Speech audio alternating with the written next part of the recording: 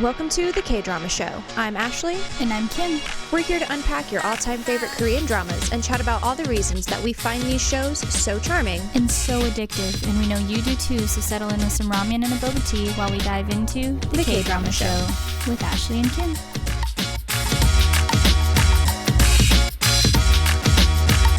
Are you ready?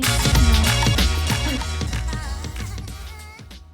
You can't see me very well, can you? Yep. If I slouch down like this. Well, then sit properly. I don't know how. We've been over this.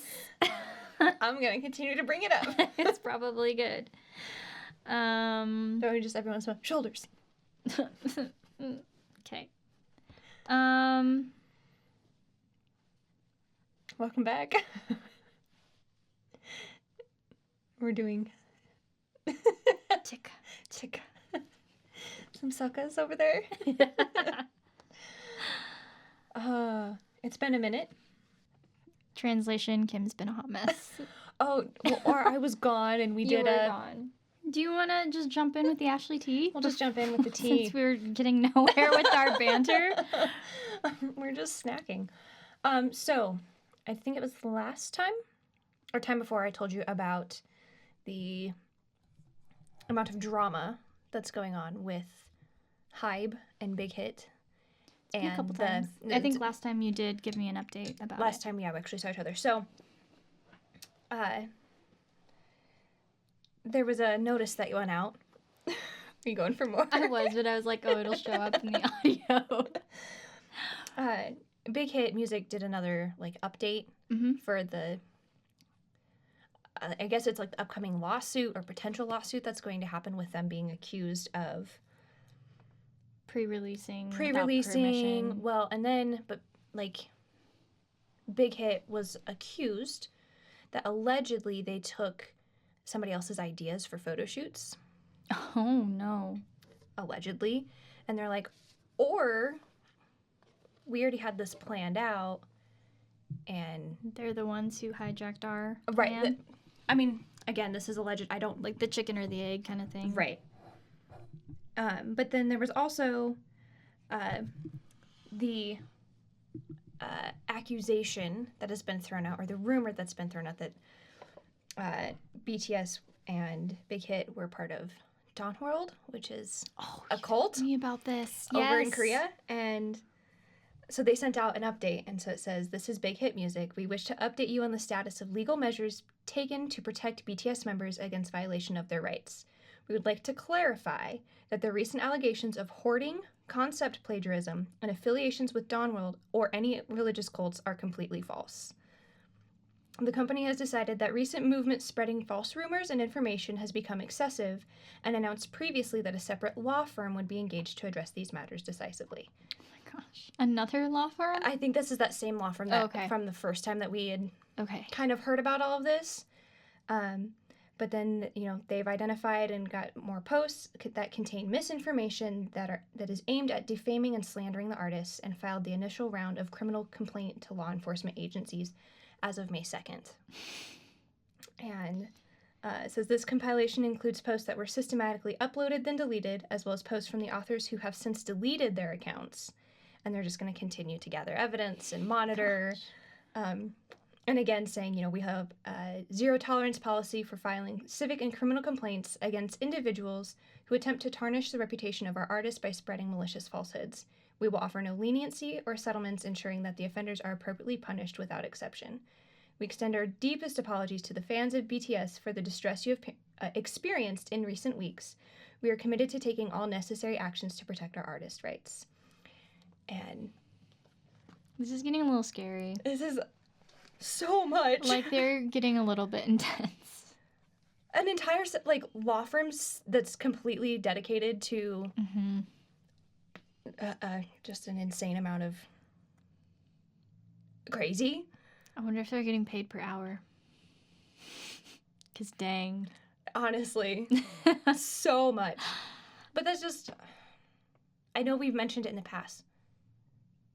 They aren't going to let you go, big fish or small fish. Yeah. Don't come at them because they will win. Don't do stupid things. Their pockets go deep. Well, and what's the point of hating on other people On the flip side, what if one of the allegations were true? I'm not saying in this situation, but somewhere down the road, you now understand how deep their pockets are. Right. Or different. To cover up something that may or may not happen. Yeah. Oh, you're not wrong. Devil's advocate over here. Oh, absolutely. Well, that needs to be said, but at the same time, it's like, if there's proof that none of this is true. Yeah, don't be stupid. Don't be stupid. So. I stand by my original comment, too. Just don't be stupid. Just don't be stupid. Be better. Do better. I know that's asking a lot. But... All right, well, that's my tea. I like it. Okay. All right. Episode 10 recap. Yes, please. Reaper has learned the truth about Sunny, that she is the queen from Goblin's painting and Kim Shin's sister, but he's uncertain how his own fate ties into this story. Sunny has agreed to lend Reaper the ring in order to complete some research, and she obliges, requesting that he share whatever he unearths about the history of the ring with her. Reaper is lost in his thoughts of Sunny when he's interrupted by Goblin, clearly concerned that Reaper is dousing his tofu in ketchup. The two have a heart-to-heart in which Goblin recounts his time as a human for the first time since he's been living his fate as a goblin. EunTak listens from the other room, taking advantage of Goblin's rare moment of open honesty. Goblin shares the story of King Yo, a young king that was brought into power through tragedy, as his chief advisor, Park Dong-won, poisoned those who stood between himself and the power he desired through the young king's reign. Kim Shin was portrayed as a threat to the throne by Park Dong-won, leading to King Yo's murdering both Kim Shin and his sister, who became queen at the prior king's command. EunTak meets up with her ghosty friend that ends up being a school friend of EunTak's mother, who is charged with watching over the bank books for EunTak until she became of age to keep them safe from her aunt. Sunny had broken up with Reaper, just as Goblin had envisioned, but EunTak is high on life as she is officially an adult with the arrival of the new year. She and Goblin share a drink, a kiss, and a bar brawl. We are gifted the amazing Green Onion model walk, and later EunTak and Goblin arranged a meet between Sunny and Reaper, which goes about as well as it can. Goblin has a vision of Shinu's story drawing to a close, which he accepts with quiet reluctance, and we end our episode with a shot of an older King Yo who shares the likeness of our beloved Grim Reaper. Oy vey. Go for it. Okay. Episode 11. Because I just talked so much, I can't. I know.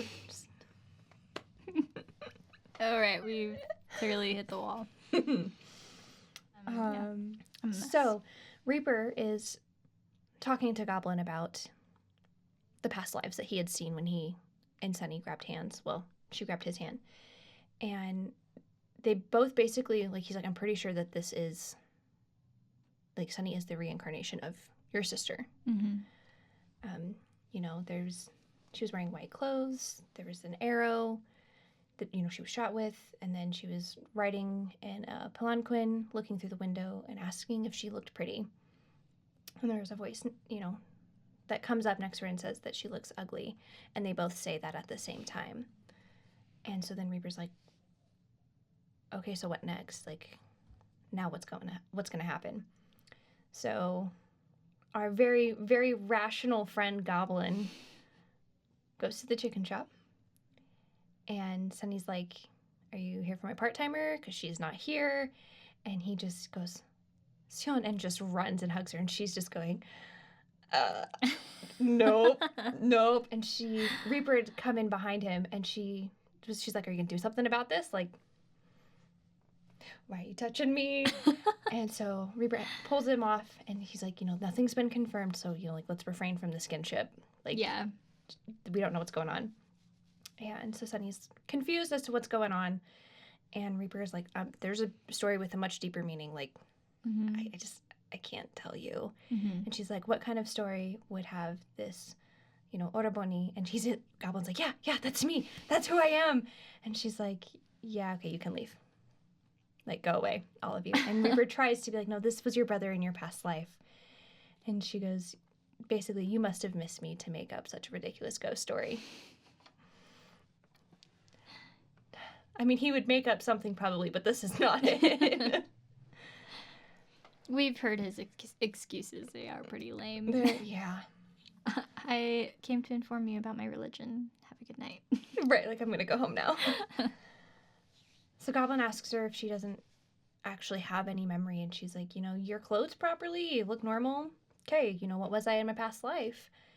And he goes, you know, you were Goryo's queen, and I was a general. And she starts to repeat Goryo, and then remembers that he owes her money for the sweet potatoes that they had eaten. And she's like, okay, well then, can I have my money back now? We just move right past it, and EunTak comes in and, sees everybody there and realizes that something's going on, and even she has to pull back Goblin and be like, bro, you need to stop. Being a bit much here. Just a touch. You're it's giving stalker. It's giving psych ward. It's giving psych ward. But EunTak prompts Reaper to disclose who Sunny is to Goblin, but won't disclose if she has any gentleman callers in return. She's like, hey, tit for tat, we can exchange information here. And she's like, so, exactly who is she? Was she a past lover? Was she a girlfriend? And he's like, no, it used to be his sister. And then she's like, he goes to ask something. She's just like, what did she say, false or something, or no? No. And then... Or it's a secret. It's a secret. And he goes, what are you talking about? She goes, you were going to ask if she has any gentleman callers, right? And he's just like, what? And she goes, it's a secret. It's called loyalty. Like, you little two-face. Hey, I get it. Girl code, you Girl know code. what I mean? But Goblin is busy essentially trying to, woo Sunny, but in a platonic sense. Or see if this is jolt her memory. Jog the memory. And he's like, he brings by these fancy silks. He brings by these traditional-looking shoes. He brings by persimmons. All the things that used to be her favorite when she was Kim Shin back in Kim Shin days. And she just stares at him as he presents these to her on different days. And she basically just is like, can you leave? If you really cared about me, you would be leaving with chicken in your hands, because that's how I support what I'm doing here. But same sister. But EunTak, she goes on to confide in Dokwa to kind of sort out this big pot of awkward that's happening with the adults in her life. Right. And Dokwa just kind of casually rattles off that, Sunny is Goblin's sister and she's from a past life. And EunTak's like, okay, how do you know this? He kind of gets close to her and he says, you want to know a secret? And she's like, okay. Yoongjun, that's all I see right there. It's a secret. He's a little more sober. But he goes, Reapers, they can see a past life through physical contact. And she's just like, what? Elaboration, Didn't please. answer my question, but I have more. Well, and she realizes that she had seen Sunny and Reaper holding hands, and so she was like, oh, so this is how he knows this information now. Goblin... Or is it? Yeah. Goblin then asks Reaper again if he's sure that that's all he had seen. Did you see anything else? And he goes, the only other face that I saw was the face of the young king. He's like, I want to try again. I want to see if there's more I can find, but I know when I do that, it's just going to cause more pain. But also don't feel bad that she doesn't remember anything, because she's in her current life and she has to live that. Maybe the past should just be left as the past. And Goblin then goes on to comment about how his younger sister was so warm and she was so dignified, and this woman is completely different. And Reaper gets defensive and is like, what's wrong with her personality? What you gonna say there? And Goblin asks him, why are you getting all riled up? You broke up. And if you have thoughts of wanting to date her again, forget it, bro. Stay away from my sister. Territorial. I mean, to be fair, the guy is a harbinger of death. So I also wouldn't want him around my sister. I agree. But then Sunny and EunTak actually go out for a meal, and Sunny asks EunTak if she does believe in past lives. And EunTak goes into the spiel of, yes, there are 4 lives. A life where you scatter seeds, a life that waters those seeds. There's the life that harvests the seeds, and then a life to use what you've harvested. And the fact that there are 4 lives like this does not mean there's a past life and a rebirth, even though we don't know what number of life that we're living now. And Sunny thinks about it for a second and then asks her to take her to the man who claims to be her brother. And at home, Goblin and Reaper are sitting there, and the doorbell rings, again causing confusion to the 2 men. And they open the door, and EunTak walks inside with Sunny and says, we have a visitor. And Sunny just kind of takes in the fact that the two men are living there. And Goblin just pulls UnTak and he goes, it's actually us three. It's kind of like that. And instead of being like, can I get you something? How about you come in? He just goes, why are you here? What do you think you're doing here? Doesn't mince words. Not at all. So UnTak, is like, you're being rude. Please come sit. I'll get you something to drink. And well, this is still her boss. Like, yeah, like you. We have to keep up some level of pretense here because still I have a job. I would like to keep this job. Yeah. Reaper just tells her, tell Sunny all that they have to drink is beer, and Sunny just goes, "Why are you talking to me? I didn't say that you could." And Goblin again goes, how with that personality, and instead of realizing that he is on thin ice, he only realizes it when UnTak and Reaper both are just like, basically like, I'll beat you, like, don't ruin this. Stop talking. And Sunny goes, you know what, I would like an explanation because I am supposedly your younger sister. Mm-hmm. Well, and she's like, I know that two grown men wouldn't actually play a prank to this extent on another grown woman, so, like, care to elaborate on what's happening here? Help me out. Yeah.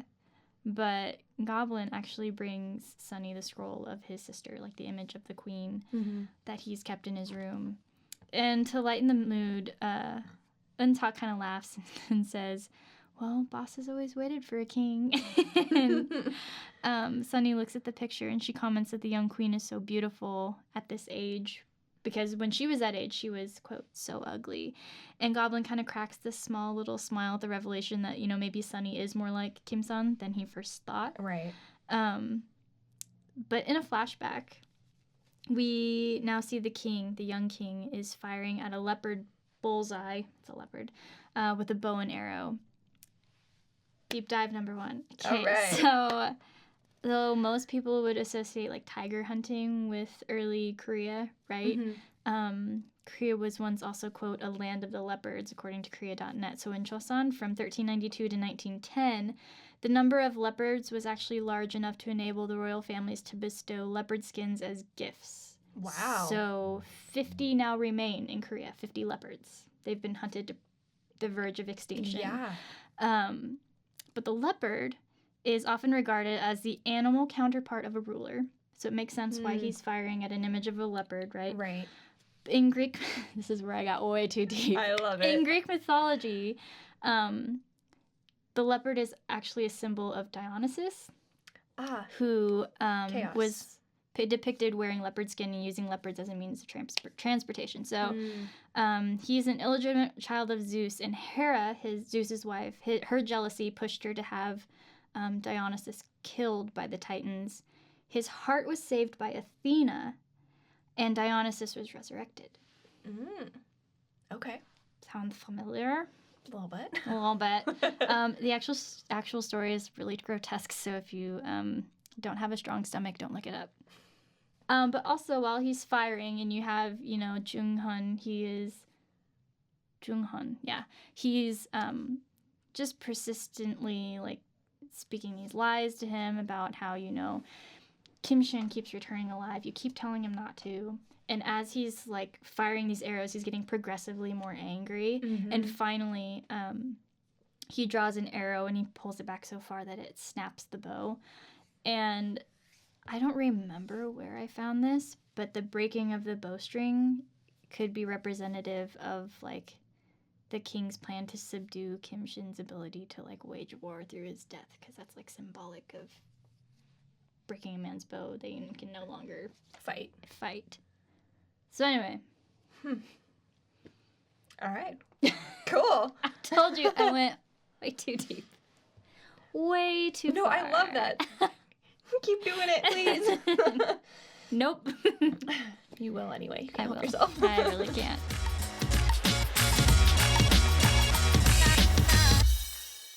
So as he is shooting, actually the young queen is watching.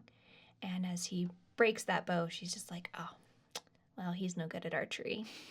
And it's not like he's actually bad at it. It's more like we're past the point where it's going to do any good right now. Then later, we don't know if it's maybe a couple days later even, she's watching him and he's staring at a book. And her, lady's maid's just like, oh, he seems to be really bad at studying too. And she goes, no, he's been looking at that page for a long time. He's thinking. And she's, thinking about him and she goes, he's the type of man that's going to make a girl sick. But then, again, we don't know if it's been a week or how many days in between. She's told that the king is coming and she runs out. And this is the scene that we've seen before of her running out and colliding with the young king and stepping back and falling and him holding her and being like, hey, you're kind of heavy. So then we cut to JoongHeon telling the king that he needs to be careful of what he treasures because whatever he, treasures is going to basically be the linchpin that's going to destroy him. But then we cut to this young king knocking a tray out of one of the servants' hands and saying, it is the king's command to never bring a tonic to the queen. And she's to never drink anything that is sent to her. And the young queen is watching this. Like, there's almost everybody out in a courtyard. And which goes to show you he knows about what's going on. Conspiracies. Right. Then we see Kim Shin's return and the young king barging into the queen's quarters and accusing her brother of returning in triumph yet again. And he tells her, between the two of us, who do you wish to live? No, have you already made up your mind? Whether I live or your brother lives, you have nothing to lose. And she tells him, you're just a fool. And he goes, are you wanting to die? And, why are you dressed like that? In your heart, you're already mourning. Now I don't know anymore if those barbarians at the border are the enemy or if your brother is the enemy. And she tells him, yeah, well, it's Park Jun-hoon who's the enemy. And he tells her, you have to decide whether to live as my woman or die as a traitor sister. And then we cut to Kim Shin walking up to the king and her getting shot. And as this is all going on, we just cut to a scene where Reaper is sitting outside on the steps and he's just kind of staring, hoping that the talk is going well. But then, we cut right back. He wouldn't know anyway. Right. He has no idea. He's clueless. But then we come back to Goblin and Sunny, and he tells her, it was for a short time, but I think she was happy. But even in her last moments, when she closed her eyes, she was still looking at that dummy. And as he's saying this, Sunny, starts to hold her chest like she has been shot. Yeah. And she continues to look at the picture and then asks, if the king got reincarnated too, I wonder what he looks like now. I wonder if he's handsome. And he smiles again. He's like, you are my ugly. So she asks how Goblin has such a perfect recollection of all of these events when she's, having to regain these memories. And he basically implies that he hasn't necessarily restarted his life like she has, but simply continued it in these memories or ones that he's kept all of this time and has had to live with. So Sunny asks Goblin, let's not get too familiar here. It's still awkward for me. Even siblings who have spent enough time apart, when they come back together, it's a little bit weird. So let's skip the informality and keep it, a little more formal, please. And she stands up to leave. She kind of looks around for Reaper. He's not there. She's pissed. But she's walking down the driveway to the street, and there is Reaper, just lurking behind her. As he does, following wordlessly behind her to walk her, to the street, kind of indirectly. But she kind of spins around on her heel and basically scolds him for just not being able to define what they are to one another, and being frustrated with the fact that she knows that they can't, because he just lives in this world of secrecy that he won't let her be privy to. Or can't let her. Yeah, but she doesn't know that. Right. But Goblin and Reaper are they plop down in, the sunroom, and they're reflecting on this conversation with Sunny. And Goblin reveals that the painting of his sister is actually done by King Yo. And it cuts to EunTak in her room. And she's looking at a journal or a book, and she realizes I should not leave my friend alone. Mm-hmm. And like a true good friend. I actually think she was doing her skin routine, wasn't she? Maybe that's what she was doing. I think that's what she was doing. But she goes to the chicken shop and she sees that Sunny is actually laying like on one of the tables. Mm-hmm. And she is like sweating. She is not well. And she tells her, I'm not necessarily sick, but it hurts right here in my heart. Like it hurts somewhere, but deeper. And, she says, a heartless someone is walking in my heart, so it feels like my heart is sinking. Mm-hmm. And EunTak takes her home and, starts to nurse her and, wipes her face off with the wet cloth. She said nurse her, and my mom brain was like, no, she didn't. Sorry. Not mom brain.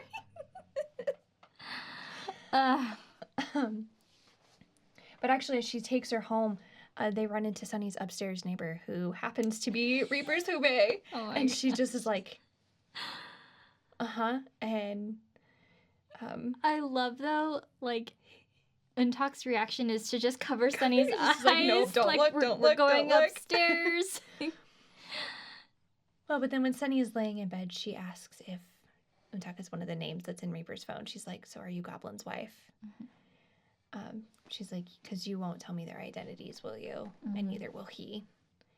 And you are a human, right? Like, let's just be clear here. You're not one of these crazy beings. EunTak then, after, getting her boss a little more settled, walks home and turns around to find Goblin behind her, and he's there to walk her home. And she tells him, how unfortunate it is that her boss's life has turned into this, to be thrust into this world that she has no idea what's going on. She goes, it's one thing for me. I've spent my whole life with this. Right.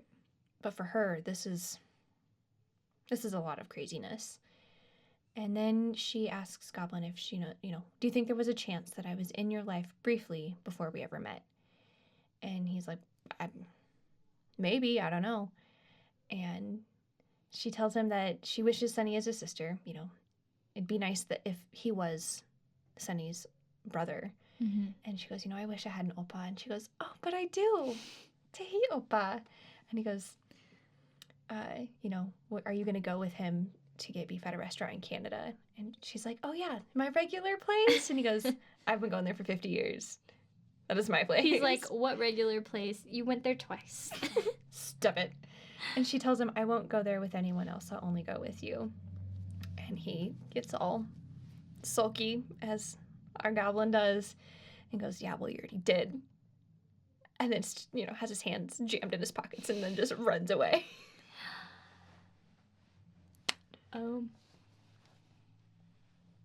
Yes.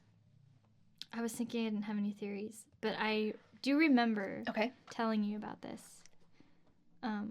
when I was texting you about this episode. Did I already pitch this, though? As a theory? I'll pitch it again just in case, yeah.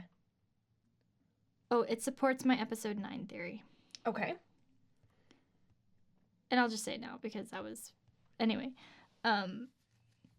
she promises not to go to that shop with anyone but him, so I'm just saying... Maybe. Hair flips over here. Maybe he comes back in a different form.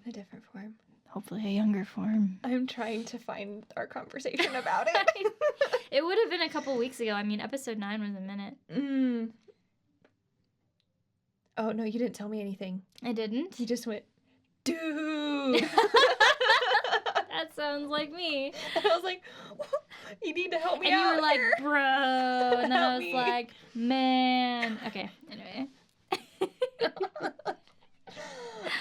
I didn't mean to derail us that hard. Derail us, it's fine. Please, you're next. Unless you want me to keep going. Oh, I like at the end where she's like, I'll only go with you. And he goes, but you already did. And she goes, wait, who? How do you know? And he goes, I shouldn't have come to pick you up. And they're just like sprinting up the road. He's throwing a fit. Oh, this is the scene that got me. So it's graduation day. Mm-hmm. Everyone but EunTak has somebody that has shown up. It's graduation day, and everyone but EunTak has someone except EunTak. It really affected me. I wrote it twice. But I love that her friend, the one who was trying to deliver her test results that one day, shares her phone number with her and says, let's just keep in touch. I know we didn't really ever get the chance to be friends, but that doesn't mean that in the future we can't help look out for each other, basically. Yeah. And it's super precious. Oh, yeah, they're so sweet because she's just like, congrats. Mm-hmm. You did it. Alone. Oh, yeah. Like, good job. But the mothers then flood into the classroom at the teacher's request, and EunTak just kind of smiles sadly, thinking about her own mom's absence there. And the bustling room just kind of like grows quiet all of a sudden as they watch this beautiful woman in red walk in the first door. And she has flowers for EunTak, and she just embraces her warmly with a smile and says, "You worked so hard. Your mom would be so proud." And then EunTak recognizes her as the woman who brought her the spinach in the school way back when. And EunTak just kind of looks up at her and says, Why did you hug me? And the woman replies, "Because you're adorable. When you came to visit, I felt happy." And then suddenly it clicks in EunTak's head, oh, this is the Ajumma. But the woman just kind of shushes her before she can actually say anything about it and hands her this bouquet of cotton blossoms. And then just smiles at her again and turns and walks to the teacher. And she gives her this very stern look and says, "Child, couldn't you have been a better teacher? You couldn't have been a more brilliant teacher." And she just like stares into her soul with this look of disappointment, and that just utterly breaks the teacher in half. And she starts to sob. And then everyone just kind of watches wordlessly, it kind of with curiosity too, as this woman just walks back out the door, and the teacher has to excuse herself because she's so emotional. She cannot get it together. Yeah. But deep dive number 2. Yes. Cotton. I was hoping you were. Cotton in flower language represents fortune, give and take, gratitude, the receiving of a blessing, cherish, and well-being. But it also symbolizes maternal love in Korea specifically. Aww. So, somewhere along the line, I also saw that dreaming of cotton can be a sign of like a spiritual awakening in your life. Okay. Which kind of makes sense because she's moving from her role as child into Goblin bride. So I didn't know if there was like symbolism there. I couldn't find that reference again, so it's kind of like do with that what you will. Right. So yeah, that was I liked that it meant maternal love. Yeah, and they were really pretty. Sweet. Yeah. It really was very pretty. It was. Yeah, no, that's a very intense scene because it is. It's there's like a lot you of said, memory there for EunTak as well. She's like, I know this woman. Yeah. She's been here. She's a common thread. My whole life. Since my mother. Yeah. But it's like you said, like these characters getting that moment of justice, throwing you that bone a little bit. Yeah. It kind of keeps you like, oh, I needed that. Yeah, I needed that so bad. Exactly. So, EunTak actually, kind of just hugs that bouquet and smiles. And we then cut to see that teacher who was in the classroom. She's in the hall and she's still blubbering like an idiot. Rightly so. You were not very nice. Yes. But she passes Goblin. And he sees her past life as he, walks past her. And it is from several lifetimes ago, actually from 1860 in Joseon. And this woman is actually running the restaurant that he's eating at. And she, puts down bowls and tells them to, enjoy their meal. And as she pulls away, in that lifetime, he sees this future. Where he is currently. Where he now is currently, yeah. And it has to be one of the descendants of the little boy that he's sitting with. And he's like, "Are you okay? Like, what's going on?" He was like, "You know what? There's this thing in the future that people cherish. They're touching some scrap metal. It's about, like half the size of an inkstone. And it's like a new baby that they love and cherish. It's dark, but shiny too. And I think it'll be in wide use. Remember it." And he makes like this shape. Goes like this, and he decides to mimic the actions that they're doing, and he just goes, click. Takes a selfie. Click. And then he tells, tells the man that he's with, he's like, if you ever see it, invest big. And now we know where his wealth came from. Now we know where at least some of it had to have come from. But the part where he said they cherish it like a newborn baby, I just had, what a look in the mirror. That's awful. Stop calling me out like that, bro. I know, I don't like it, but you're not wrong. You're not wrong. And then at the same time, I could throw that thing. This, not a baby. Because that's how he talks about it. I could throw my phone out the window and be happy. Seriously, if it wouldn't completely undo my whole business. Yeah. But the Goblin, in the present, walks into the classroom, and he's remembering that moment. Mm-hmm. And in that moment, he's remembering when he's, in the past, when the woman had come back, he had seen a glimpse of EunTak, in the past. And she notices that he's standing there. And, they smile and they go outside, and he continues to take her bouquet and put it in front of her face. And then he'll move it to one side, and he just kind of looks at her and then puts it back up in her face and then moves to the side, just kind of looks. He's trying to make sure that he did see that correctly. Mm-hmm. And she's like, what you doing? Why are you doing that? And he goes, in late Joseon, in King Cheoljong's 12th year of his reign, I met my first love. Time and place, buddy.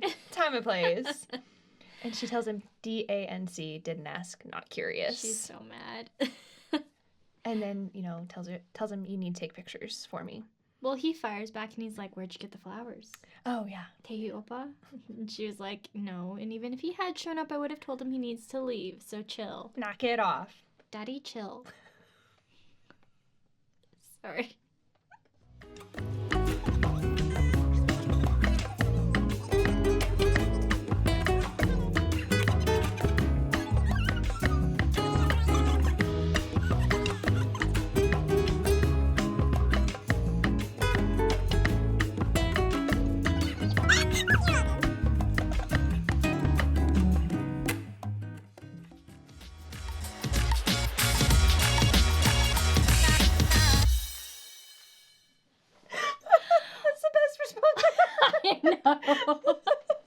It's so accurate. Ashley done got educated today. She got culture. Okay. Like a good cheese. Okay. So you're the one who wanted to tag comedy. What were we even talking about? Okay, Goblin starts taking pictures for her graduation. And she actually tries to tell him how to use the camera. And I think after his experience with her trying to teach him how to take pictures. With the cake? With the speaker. He was like, I know what I'm doing. Yeah.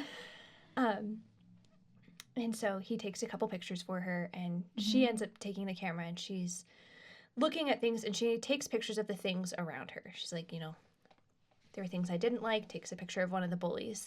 Things that weren't so bad, takes a picture of the class president and, the school building, because this was, it wasn't the best place, but it still had an impact on my life. Mm-hmm.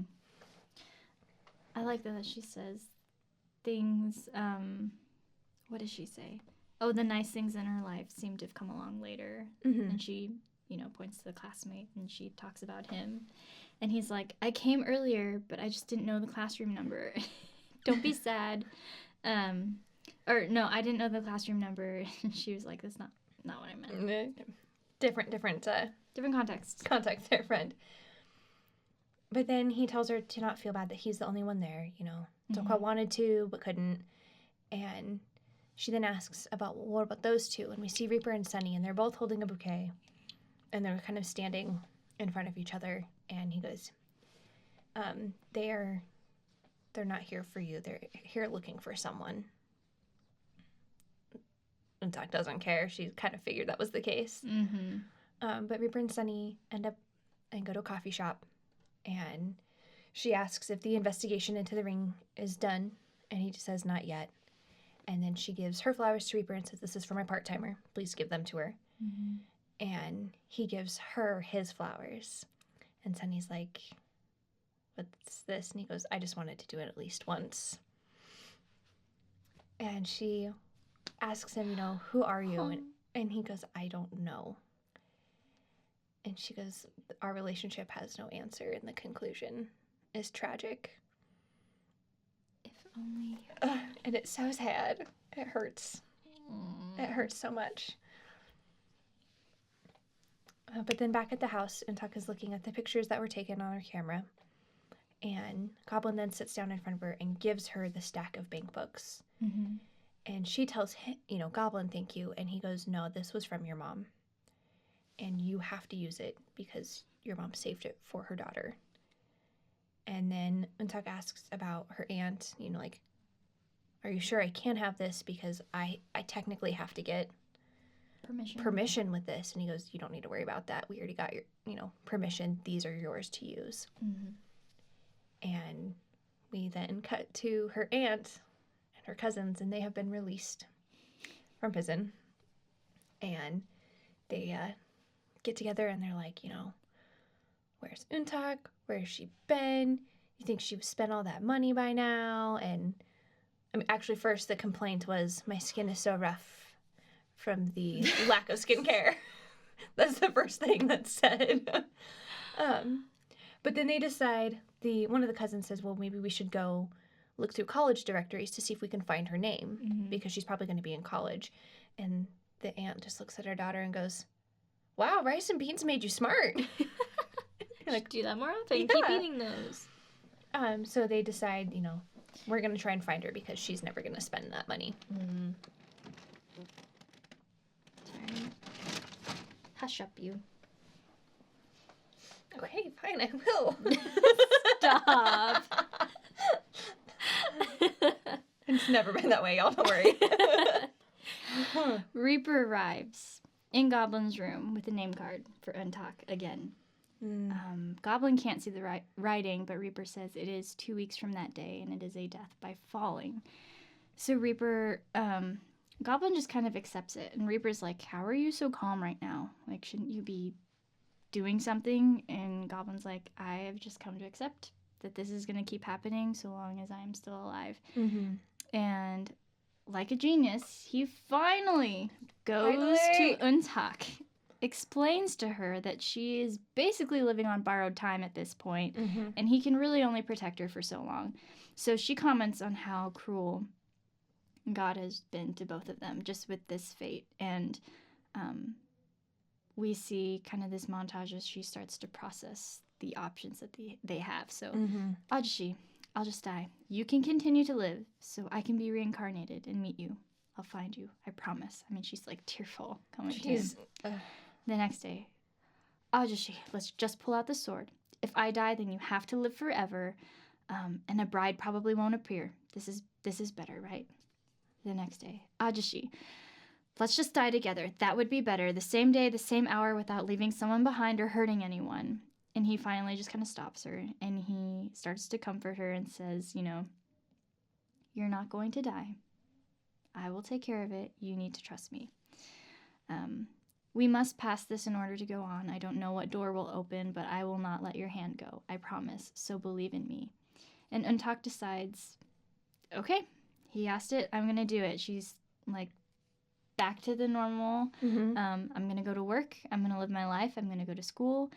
And Goblin's like, whoa, this is a little too far. We swung the pendulum too far the other way. I want you to stay home where it's safe, where I know where you are. And she's like, I get that, but that's not living. Like, if my life is going to end, it's going to end. But I know you're going to protect me. So she does. She goes to work. And we see Goblin pacing the house like a caged lion. And he's just beside himself. And then there's this moment where his hands start to smoke. And he realizes that he's being summoned. And it's EunTak. She turns around and says, the streetlight was blinking. I thought it was dangerous. And then we proceed to see this long list of excuses. That man is so good looking. He must be dangerous. Another day. These clothes are so pretty, they're a danger to my bank account. And then the last one was, I just missed you so much I couldn't breathe, and it's so dangerous. And we see a tree blossom behind them. Well, that's because he's even told her how she's going to die and when it's... I don't know if it's necessarily when, but there's, that's why she's being so excessive with the amounts of, this is dangerous. This is dangerous. But yes, he makes the cherry blossoms bloom. Again, I'm pretty sure it's, definitely out of season. We know this for because them. Sunny passes below. Oh, yeah. Yes. And she's like, am I really looking at these in the wintertime? I don't know how I didn't catch this sooner. Okay. But yes, she comments on how it's such an oddity to see like a cherry blossom in the middle of winter. And then she asks it, hey, are you planning to die? And I thought that was a weird question. And then I was like, why have I not looked up cherry blossoms in flower language yet? Yeah, why haven't you? I don't know, but I did today. Okay. And I found out, according to, it's jal.co.jp, which is a Japanese culture official site, like a government site. Oh, okay. And it symbolizes both life and death, beauty and violence. As the coming of spring promises new life, so the blossoming of cherry blossoms brings a sense of vitality and vibrancy. At the same time, their short lifespan is a reminder that life is fleeting. Makes sense. Why it's Goblin's flower. And why she also found the flower. Yeah. Well, because we actually see that Reaper is looking at the jade ring inside the coffee shop. Or the coffee shop. And he goes inside to the chicken shop and sees, there's an empty table with a lot of empty bottles. And which can only be one person's. Mine. No, I'm just kidding. It's Sunny's. But he puts his hat down and he looks at the ring and he then hears that the door has shut. Like around the corner, like behind the counter to the kitchen. And he turns and like knocks the ring off the table on accident. And he goes and grabs the ring and hears footsteps, and he manages to put his hat on at the exact same moment that Sunny comes around the corner. And she grabs her phone, she turns and walks away, and Reaper bends down and he grabs the ring, and Sunny comes back and she's holding a branch. The cherry blossom branch. And she goes, a height about 184 centimeters. And if you include his shoes with a height of 2, is he about this tall? And she takes the branch and she just goes, whoop, boom, and knocks Reaper's hat right off of his head. And he's like, there's nothing, I cannot get out of this. Hi. He pops a little confetti. Could you imagine? Yeah, actually, I could. Like, Kokuinam. Surprise. Yeah, but... I planned it just for you. But they both stare at each other. Sunny was hoping that it wasn't true, that this would happen. And Reaper certainly was not expecting that to happen. Right. And she asks him, if that was his real identity because she doesn't understand. And she's trying to process. And she's, like, speaking aloud as she's processing this. And she goes... This doesn't make sense, but at the same time it does. This is how you knew my name. Like, what are you? But why don't you have a name? And I love she says, like, this is so unbelievable it actually makes sense. Right. And she's like, this is why you do everything wrong. And she tells him, whatever you did to me last time, don't do that to me again. Like, whatever it is. And he tells her, I won't, I promise, because I'll just get caught. She asks him, what are you? And he tells her, I'm a Grim Reaper. I know it can't be, but, he had dreamed of a happy ending of them together, but as expected, it is a tragedy. And they both are just eyes full of tears, and Reaper just asks, should we really break up? And they just... No. Just continue to look at each other, and they're really sad. They are really sad. But at the same time, Sunny's finally figured out all of these answers, and so she has to be in this... She's already in one really confusing relationship with this man who claims to be her brother from her past life. And she's going... Who hasn't died yet. Right, who's hundreds of years old. Yeah. And is going, how is that possible? But then now everything makes sense because this is so unbelievable that it has to be true with this man that I have been falling for. And so she's just kind of stuck in this, Easy there, Pigpen. We're bringing it back. I don't know why. I don't want to sit here anymore. I don't know why I did that. It's gone now. I'm sorry. I called you Pigpen in the last one, too. And we just posted this week. I don't know why. Why did I call you Pigpen? Because there was, like, something, like, just, like, flew from behind me. And you're like, did that come out of your hair? And it's like, I don't know. Because, again, I just washed my hair today.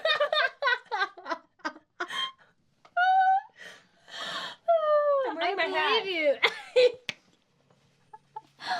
Oh, it's fine. Nothing can come out of my head now. Just beautiful, beautiful thoughts. I hope so. Did you want to keep going? No, go for it. Okay. I'm a little too, You can call me Linus. I always have a blankie. So do I. Call me Lucy. I'll give you advice for 5 cents. Okay, where were we? So EunTak, she is texting Shin, just kind of letting her know, like, her comings and goings because, you know, death is looming. Right. And she's with her ghosty friends, and they all kind of start to tease her about, you know, oh, send hearts and whatever. And one of them, the scary one from before, is like... You get it? I don't know. Anyway, the scary one was like, I used to be in love. And then she kind of starts to talk about this grudge she's holding against her now ex-husband. But EunTak is like, should we go take care of this tonight?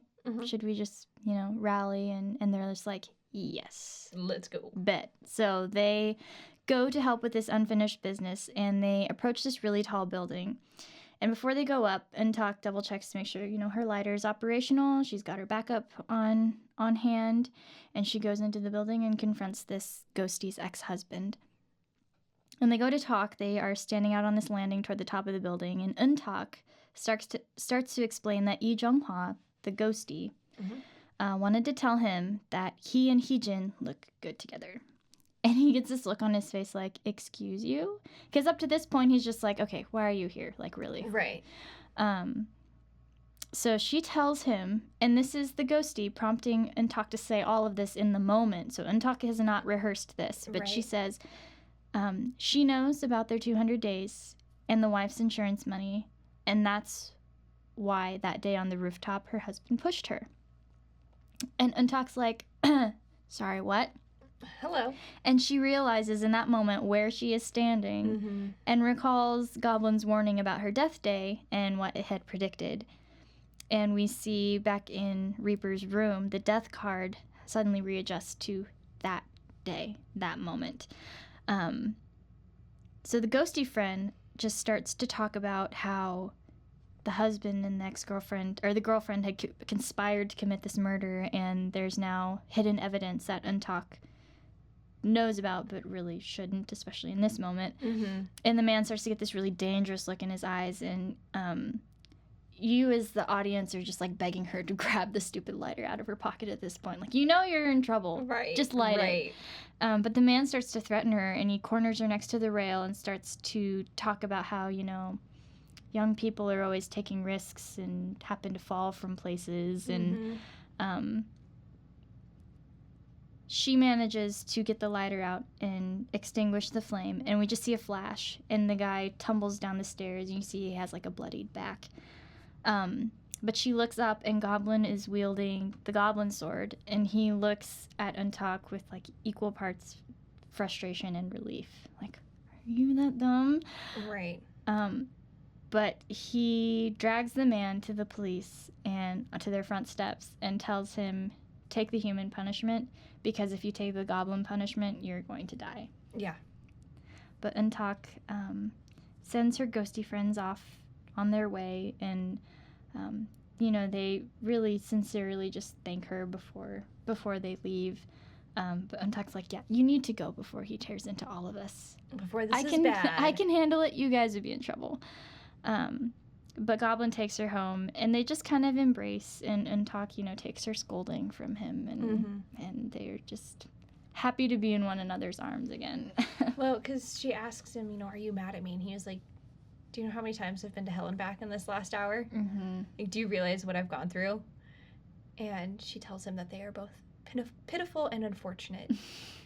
And then she asks if she's done being scolded, and he tells her no. And then she goes, I'm going to go on lots of dates in college and wear super short skirts. And he starts to get mad, and this is when she hugs him back. Like, she's like, okay, we've gotten to the point where I can say, like, try and lighten this mood just a little bit, but where also I clearly not. Almost died. Right. Like, I gotta... Let's pull you back from the edge, now that you pulled me back from the edge. Whew, let's breathe here. So Reaper actually is with his HYBE and has attempted to make him laugh. And it's failed. Emphasis on attempt. Attempt, yes. All of our guys are really bad at attempting to make somebody to laugh, but then when they laugh, they're just like, I probably shouldn't do that. But Reaper asks him, why did you want to see me? And his HYBE tells him, you have 2 miscellaneously omitted people that you're supposed to be working on. And he tells him, there's one that I have absolutely no information on. I made eye contact with him 20 years ago. Like, I've seen him. But I don't know anything about him. And it seems like he had been, wandering for a really long time, and he had absolutely no fear of a Grim Reaper. Yeah. It kind of fascinated me, but then I ended up losing him. And then, I got a lot of blame for that when I got it, reported in. And at the same time, at the chicken shop, the ghosties are sitting on the counter telling EunTak of this new face that has come into the area. And new face. But he's somebody who has a lot of information, and he's been living in the Netherworld for a really long time. And even 20 years ago, he ran away from a Grim Reaper. And, EunTak responds, because this man walks in, this ghosty, and he's a scary looking dude. He is. He is super scary. And, she, says hello to him when he, talks to her. But he stands in front of her and just kind of looks at her, and he, cocks his head and, he's kind of sizing her up. And he reaches out his hand, and his hand, like his fingers, are blackened. The nails are really gross. And at the same time, like with every movement, it cracks. Pretty much every movement that he makes a cracking sound. Sounds like me. Yep. But he greets her, and, he mentions, oh, you're the Goblin Bride. And then he licks his lips, and he has a very, very gross black tongue. And, like, his lips are kind of blackened as well. And he tilts his head again with his neck, And we know him because he is Park JoongHeon. I didn't. You had to tell me. And that is the end of the episode.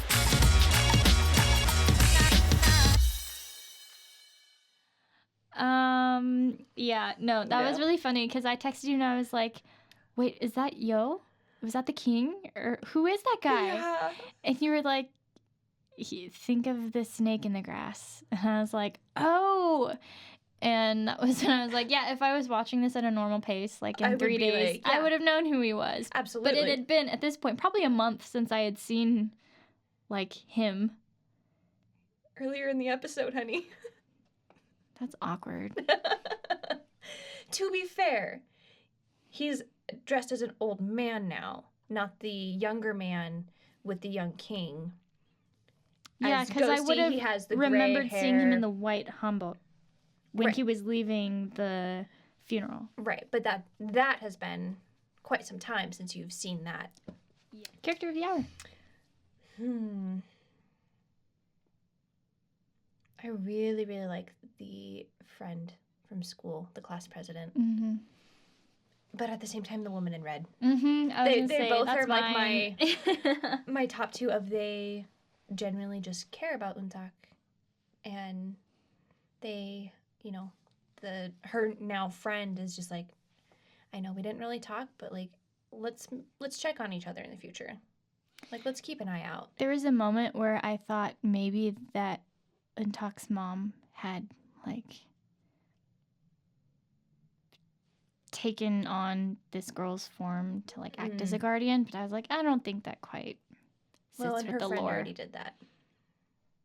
Yeah, that's true. Although she didn't possess anyone. No. She just hung around for 3 years. Such a good story arc. But then even the woman in red of just being like, no, like, I've always cherished you. I find you adorable. Like, when your existence came, it made me happy. Mm-hmm. But then to also, especially now knowing what cotton blossoms mean, the maternal love. Yeah. And to just be like, go to the teacher and be like, you could have been better. Mm-hmm. And getting that sense of... You have been weighed, you have been measured, and you have been found wanting. And then some. Yeah. So yeah, I think they kind of tie for me in this episode. Yeah, I think the Ajumma is definitely mine. I like that she's still a really compelling character, even though we kind of know who she is and what she's about. She still is kind of shrouded in mystery and kind of like this mysticism. So I like that they didn't just give it away. Yeah. Even though you know what she is. Mm-hmm. So I don't know. It's just kind of fun. It was a playful scene, but it was also a very heart-wrenching. And like you said, it served the justice we needed to continue. Absolutely. Okay, final thoughts.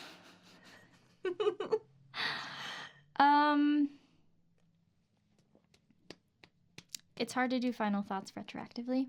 That's fair. But I like that EunTak seems to be growing up. Just, she's always been considerate of others, but she's sort of taken on like a almost maternal role, like side by side with Goblin, in how she's trying to protect Sunny. Yeah. You know what I mean?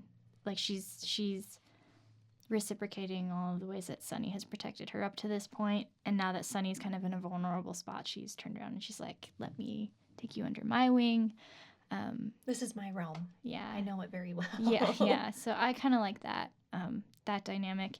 And I like that they're leaning into the Sunny EunTak dynamic. They do a lot in the next episode too, and then next couple of episodes. Excuse me.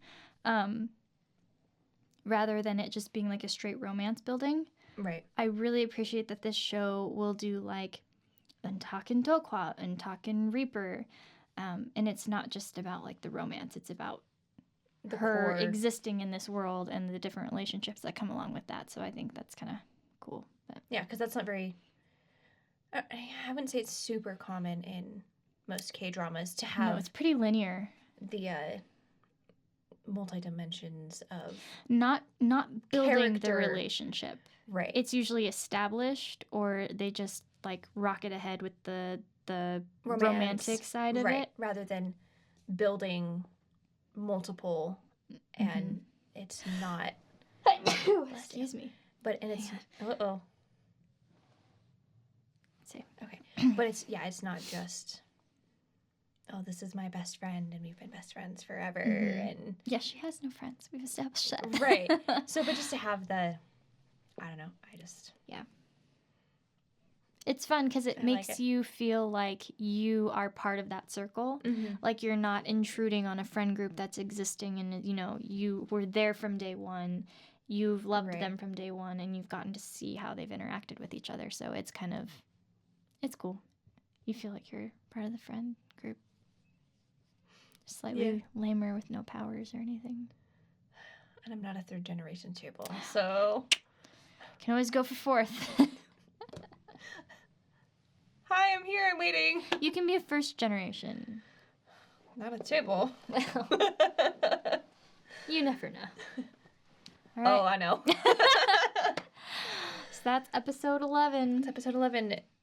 Check out episode 12. It is going to be our live reaction. We will watch episode 12 together, and I get to watch Kim fall apart and maybe have some surprises that she was not expecting, and it's scary. It's so much fun. I love it. All right, we will see you guys next time.